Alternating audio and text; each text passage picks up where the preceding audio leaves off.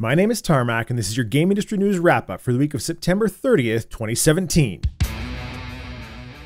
With the release of the SNES Classic from Nintendo, some intrepid tech folks have decided to open the little monster up to see what makes its heart beat. Turns out that it may as well have been a heart transplant from the ill-fated stockless NES Classic, because the hardware inside is identical.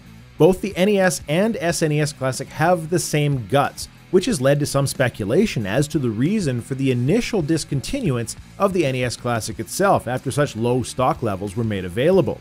While it's not outside the realm of expected to be sold the same hardware as a different and new product, it does have a few people more than a little bit disappointed.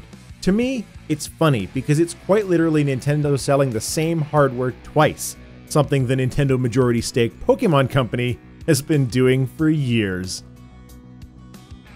Valve has removed a few development and publishing groups from Steam that have been well known for a while now to be uploading mere asset flips on the Steam platform. Silicon Echo Studios and Zonatron Productions ramped up game development from a mere 10-ish games per year under the old Greenlight system to an astounding 100-plus games in a single year with a team of just a few people as a result of the brand new Greenlight replacement, Steam Direct.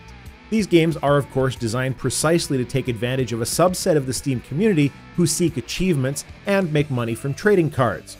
The Valve method of algorithm over people, of course, is the impetus for the over 5,000 games projected to release in the 2017 calendar year, many of which are these ridiculous asset flip titles. Steam Direct sure has fixed the problems on the platform, as I'm sure everyone knew that it would. Warner Bros. Games has issued a retraction and a new statement regarding the Forthog Orc Slayer tribute DLC to the late Michael Forgy. Initially, through a miscommunication in the promotion of the donations from the sale of the DLC and a follow-up false statement by a Warner Bros. Community rep, their intent to donate all proceeds became questionable to the public. Going forward, Warner Bros. Games is now giving a donation to the family directly, though the value is unknown, and the Forthog Orc Slayer DLC is now free to all gamers who buy the game. Personally, while I consider this issue now closed satisfactorily, much like the previous issues where WB is elected to not patch games because they're too busy working on DLC for them, forgive, but don't forget. Video game publisher Atlus issued a DMCA takedown notice against RPCS3, an emulation developer working on porting Persona 5 to their PlayStation 3 emulator. Further, the publisher issued a statement on the topic stating that, quote, "We believe that our fans best experience our titles like Persona 5 on the actual platforms for which they are developed. We don't want their first experiences to be frame rate drops or crashes or other issues that can crop up in emulation that we have not personally overseen," end quote. Many have questioned using the DMCA to take down emulators because there are provisions in the DMCA for emulation as an exception to infringement. And this is true, though it is worth mentioning that ROM emulation via the DMCA requires the end user to build their own ROMs, not download them from the internet. But just as a tip to those folks out there who want to make emulators, there is no exception to infringement in the DMCA for using copyrighted game footage to advertise your emulator and Patreon page. I'm looking at you here, Simu, with your $16,000 a month Patreon, almost entirely off of the back of Breath of the Wild game footage advertising. Nintendo will come for you, and you will lose. The Ataribox console has more than a few people confused as to what the point and who the market is.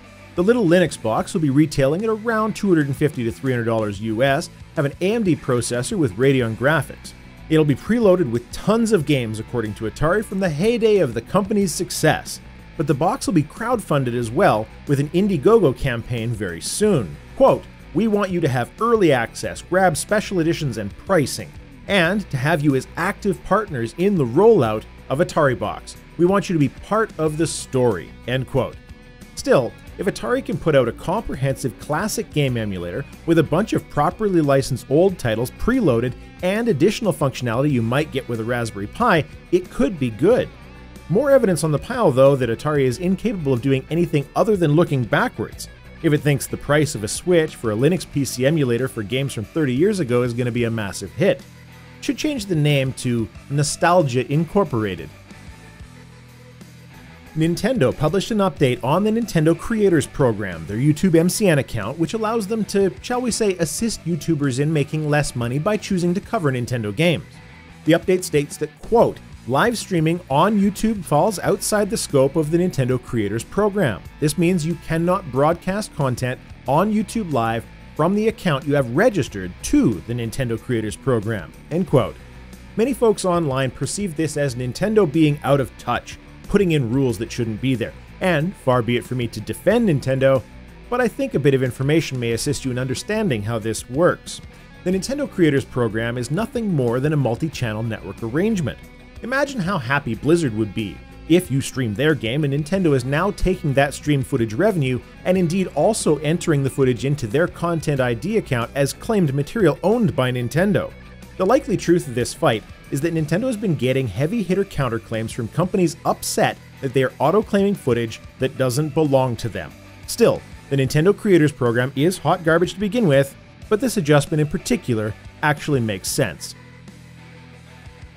The Screen Actors Guild has announced a tentative agreement was reached in the strike that has been ongoing from late 2016. The agreement, which is as yet unsigned, though these usually don't get hung up at this stage, includes a new bonus structure outside of the session fee that a voice actor gets, likely linked to the performance of a title. While it isn't the royalties that they initially wanted, it does certainly increase potential compensation if a game does really well. And now that the voice actors are going to be back to work soon, the game industry can get back to giving every voice acting job to Nolan North.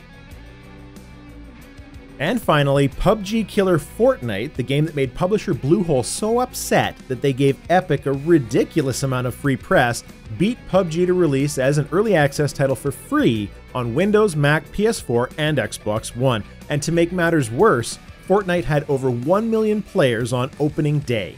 A feat that would have never happened without the help of PUBG, not because PUBG created the genre or anything, but because Bluehole couldn't keep their mouths shut and made sure gamers everywhere knew what Fortnite was.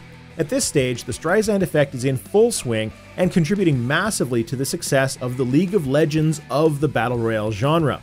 Even if Bluehole was correct that Fortnite had done something wrong, and they aren't correct, sometimes it's better to remain silent and thought a fool than open your mouth and remove all doubt. Your game releases for the week of October 1st to 7th are as follows. Forza Motorsports 7 comes to the Xbox One and PC on October 3rd. Experience the danger and beauty of competitive racing at the limit with the most comprehensive automotive game ever made, or so they say. No crash damage or danger of any kind, but loads of microtransactions, damn gorgeous cars, and the rain, oh gods, the rain effects. On October 5th, The Hat in Time releases on Steam. It's coming out sometime in the fall on Xbox One and PS4 as well. You play as Hat Kid, a girl who stitches hats that have different amazing powers. The 3D platformer claims 5 massive worlds, a wide range of moves, and of course, loads of seamstress-related tasks. Other than that, it's mostly ports until next week when we get to find out once and for all whether Shadow of War is any good. This has been your Game Industry News Wrap-Up for the week of September 30th, 2017. I'm starting to make some adjustments to the Patreon page over the next few weeks, with a few having gone live last week. So, if you're a patron already, you may want to check and see if you're in the right tier, and if you're considering it, I hope you find something there you like. Posts and content there will be much more regular going forward. My name is Tarmack. Thanks for watching.